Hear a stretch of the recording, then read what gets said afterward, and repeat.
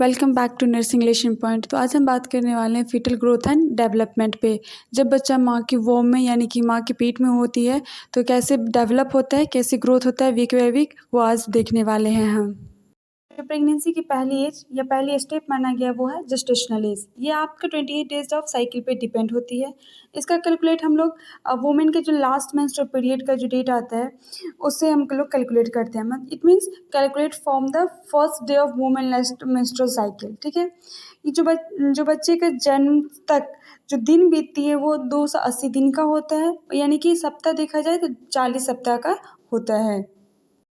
अब हम लोग एडीडी कैलकुलेट करेंगे। EDD estimate date of delivery, यानी कि डिलीवरी होगी उसका डेट कैसे एक्सपेक्ट करते हैं। तो नेगलेस फार्मूला के अकॉर्डिंग दो तरीके से करते हैं, एक तो 9 मंथ 7 डेज है और एक 3 मंथ 7 डेज है। जैसे एग्जांपल में हमने ली है 7 अप्रैल 2019, तो इसमें 7 अप्रैल में 7 डेज प्लस करेंगे तो 14 आएगा, और अप्रैल में 9 मंथ ऐड करेंगे तो जनवरी आएगी, और ईयर आगे बढ़ेगी तो 2020 आएगा। तो इसका डेट हो जाएगा 14 जनवरी 2020। एक 3 मंथ वाला करते हैं, तो जैसे 7 अप्रैल है तो 7 ऐड करेंगे डे तो 14 होगी, और अप्रैल में 3 मंथ माइनस करेंगे, यानी कि अप्रैल गया, मार्च गया, फरवरी गया, तो आया क्या, जनवरी। तो इसका जो डेट होगा वो होगा 14 जनवरी 2020। अब इसमें 14 दिन प्लस या माइनस हो सकती है, या फिर आप अल्ट्रासाउंड करवा रहे हैं तो उसमें 14 दिन प्लस या माइनस हो सकता है। तो हम देखते हैं जी कितने मंथ में डिलीवरी हो जानी चाहिए। तो मंथ में देखा जाए 9 मंथ 7 डेज़ का होता है, और डे में देखा जाए तो 280 दिन, यानी 14 दिन आगे पीछे हो सकता है। अगर 37 वीक से पहले डिलीवरी हो रही है तो प्री मेच्योर या प्री टर्म, यानी कि बच्चे फुल मेच्योर नहीं हुआ है, ये नॉर्मल डिलीवरी नहीं मानी जाएगी। 37 वीक से 40 वीक्स में हुआ यानी कि नॉर्मल डिलीवरी है, नॉर्मल प्रेगनेंसी है। अगर 42 वीक्स हुआ यानी कि post mature pregnancy, post mature हो रही है, आपकी ईडीटी से 2 वीक्स ज़्यादा आ रहा है। तो अब क्या होता है, जो पीरियड की लास्ट डे होती है ना, लास्ट डे के 14th डे बाद ओवुलेशन का पीरियड स्टार्ट होता है। ओवुलेशन के पीरियड के दरमियान क्या होती है, फर्टिलाइजेशन होता है। तो फर्टिलाइजेशन के बाद प्रेगनेंसी होने लगती है। तो प्रेगनेंसी के पहले यानी कि 1 to 3 वीक्स में क्या होता है, जो जाइगोट होती है वो सिंगल सेल्ड स्ट्रक्चर की होती है। जो सिंगल सेल स्ट्रक्चर होती है वो 30 आवर्स बाद यानी कि 30 घंटे बाद क्या होता है, वो डबल सेल स्टेजेस में फॉर्मेशन हो जाती है। और डबल सेल स्टेजेस में फॉर्मेशन होने के बाद उसमें बाइनरी डिवीजन होता है, यानी कि डबल सेल जो है वो 16 से 32 सेल बन जाती है, यानी 16 to 32 सेल्ड स्टेजेस, जिसको हम लोग मोरुला कहते हैं। अब क्या होता है, जो फर्टिलाइजेशन है वो तो फैलोपियन ट्यूब में हो रही है। फैलोपियन ट्यूब बोले तो जो ओवरी और यूट्रस के बीच में जो ट्यूब है उसको फैलोपियन ट्यूब कहते हैं। तो जो सेल का फॉर्मेशन हो रहा है वो तो फैलोपियन ट्यूब में हो रही है।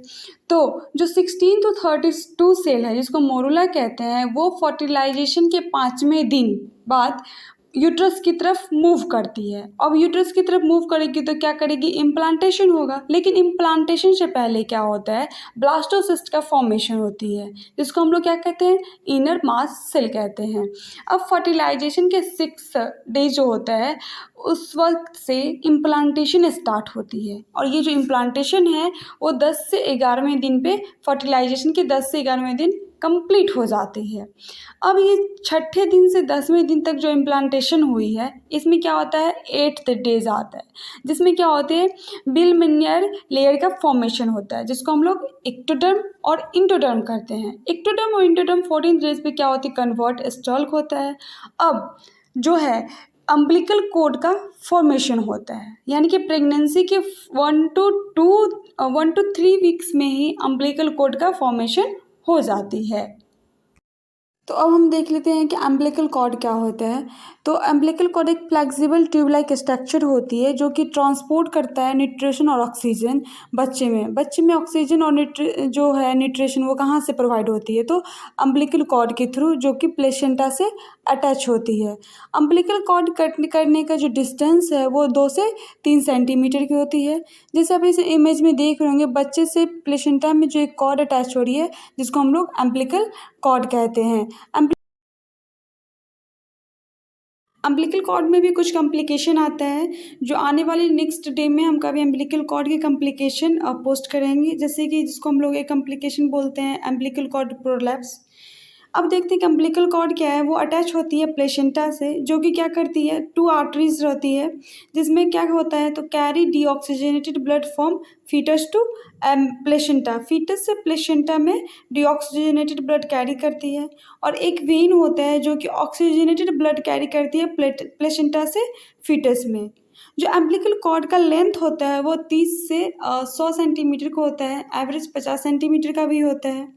जो अम्बिलिकल कॉर्ड होती है जिसमें एक जेली लाइक सब्सटेंस प्रेजेंट होती है, जिसको हम लोग वाटन जेली कहते हैं। इसमें क्या होती है, there is no nerve in the umbilical cord, so cutting is not painful. जब बच्चे को 2 क्लिप लगा के कट की जाती है 2 से 3 सेंटीमीटर में, तो बच्चे में कोई पेन नहीं होता है, क्योंकि इसमें नर्व प्रेजेंट नहीं होती है।